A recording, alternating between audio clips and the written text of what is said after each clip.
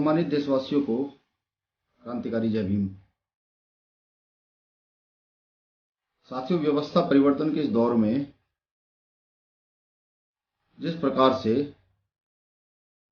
जातिवाद न्याय पर प्रभावी साबित हो रहा है, ये निंदनीय है, ये दुखद है। आज मैं उन साथियों से बात करना चाहता हूं जो लगातार भीम आर्मी का भी विरोध करते हैं।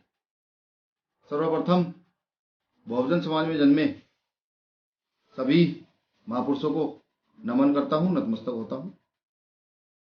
और आज का विशेष और महत्वपूर्ण नमन उन परिवर्तनकारी योद्धाओं को है जिन्होंने SC/ST एक्ट के आंदोलन को 2 अप्रैल में अपने खून से सींचा और पूरे देश में ये बताया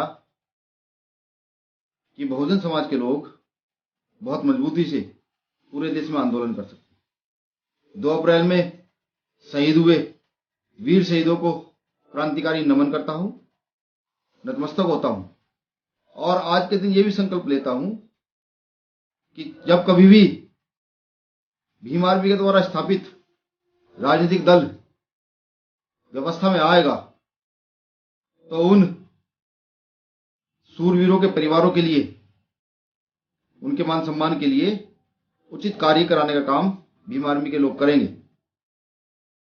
क्योंकि लगातार कई मंचों से, मेरे माध्यम से भी और तमाम टीम के माध्यम से 2 अप्रैल के साथियों के लिए लगातार आवाज उठाई गई, लेकिन क्योंकि सरकार सामंती है, पूंजीपतियों की सरकार है, जो व्यवस्था परिवर्तन में विश्वास नहीं रखती, जो शोषक समाज के साथ खड़ी है और शोषितों का लगातार दमन करती है, वो नहीं कुछ करना चाहती। अब हम बेड़ा उठाएंगे। मेरा निवेदन है तमाम उन साथियों से जो मुझे सुन रहे हैं, जो मुझे देख पा रहे हैं, इस लाइव को ज्यादा से ज्यादा शेयर करें और उन तक इस लाइव को जरूर पहुंचाएं जो भीम आर्मी का विरोध करने का काम करते हैं।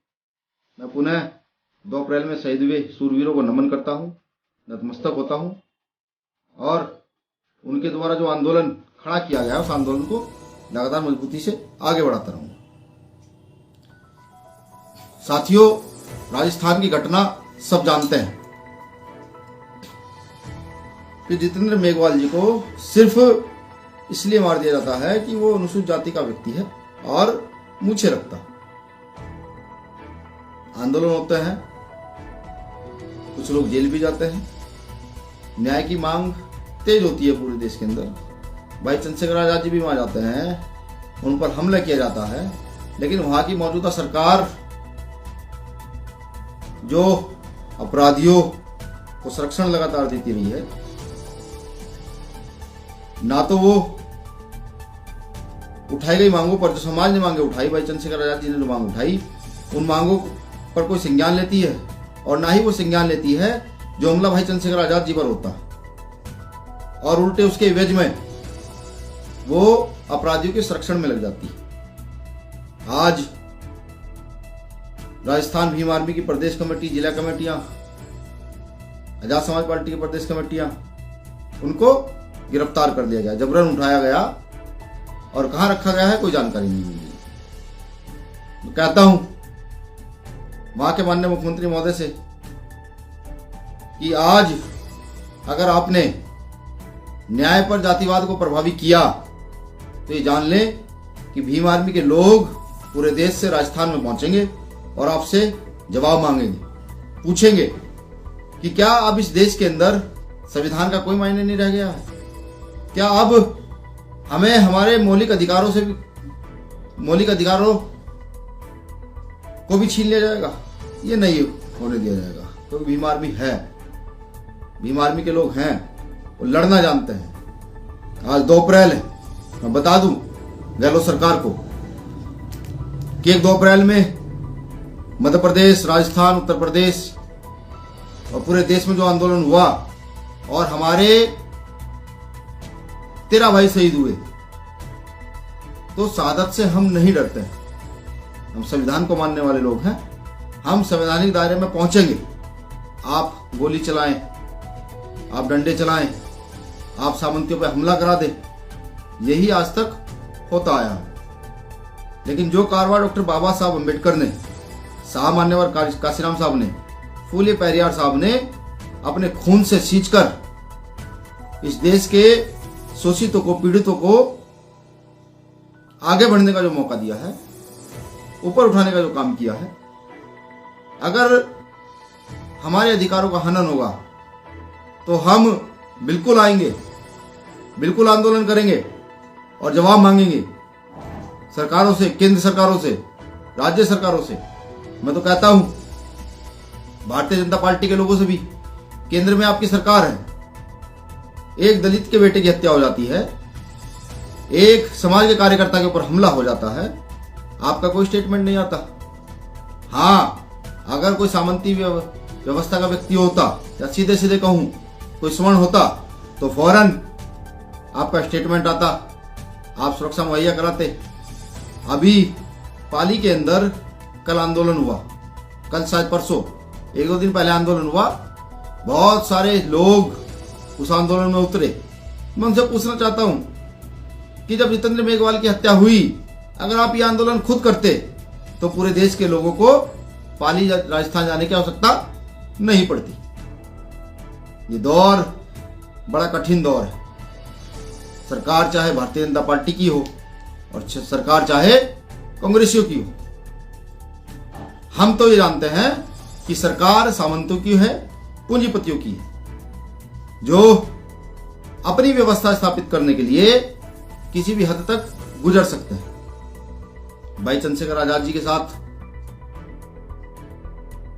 और भी नेता वहां जा रहे हैं।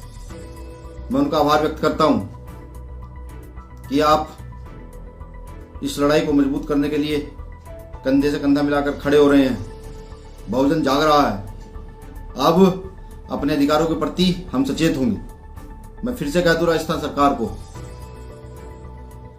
कि भीम आर्मी के लोग जिनको डिटेन किया गया है उनको सकुशल छोड़ा जाए, उनकी जानकारी दी जाए सोशल मीडिया के माध्यम से। एवं जो मांगे हमने मांगी है, मुख्यमंत्री जी, सिर्फ आपके एक स्टेटमेंट देने से कि हम उस परिवार के एक व्यक्ति को सरकारी नौकरी देंगे, लाइसेंस मुहैया कराएंगे, वह उनकी आर्थिक मदद करेंगे, इस स्टेटमेंट से आपके किसी भी प्रकार की व्यवस्था नहीं फैलेगी। लेकिन क्योंकि आप उन सामंतियों के अन्नदाता लग रहे हैं, उन सामंतियों का प्रेशर है, तो आप न्याय के लिए आवाज को कमजोर करना चाहते हैं। ये बर्दाश्त नहीं किया जाएगा। भीम आर्मी की टीम मजबूती से वहां पहुंचेगी।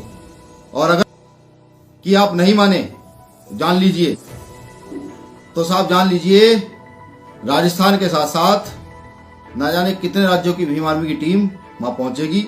बाबा साहब अम्बेडकर के मानने वालों की टीम वहां पहुंचेगी। मजबूती से न्याय की आवाज को आपके द्वारा जो किया गया कार्य है, और आपके द्वारा जो किया गया कार्य है, असंवैधानिक कार्य, इसको चिल्ला चिल्लाकर हम देश के साथ साथ विदेशों तक पहुंचाएंगे कि भारत देश के अंदर जहां लोकतंत्र है, जहां भारतीय संविधान है, जहां प्रत्येक व्यक्ति को, प्रत्येक नागरिक को बराबरी का अधिकार है, वहां पर आज भी अनुसूचित जाति के लोगों के साथ, अनुसूचित जनजाति के लोगों के साथ सिर्फ मूछें रखने पर हत्याएं हो जाती हैं। आज भी उनके पास रोटी कपड़े मकान की व्यवस्था नहीं है। और वहां पर जो मुख्यमंत्री है, जो राजनीति कर रहे हैं, वो अपने राजनीतिक लाभ के लिए मानवतावाद को खत्म कर देना चाहते हैं। तो मेरा तमाम पूरे देश के अम्बेडकरवादियों से अपील है, निवेदन है, इस लड़ाई को मजबूत करने के लिए कमर कस लीजिए। हो सकता है कि सबको राजस्थान चलना पड़े। सब लोग तैयारी रखिएगा, जरूरत पड़ी तो राजस्थान कूच करने की तैयारी कीजिएगा। जय भीम, जय भीम आर्मी, जय भारत, जय मंडल, जय संविधान।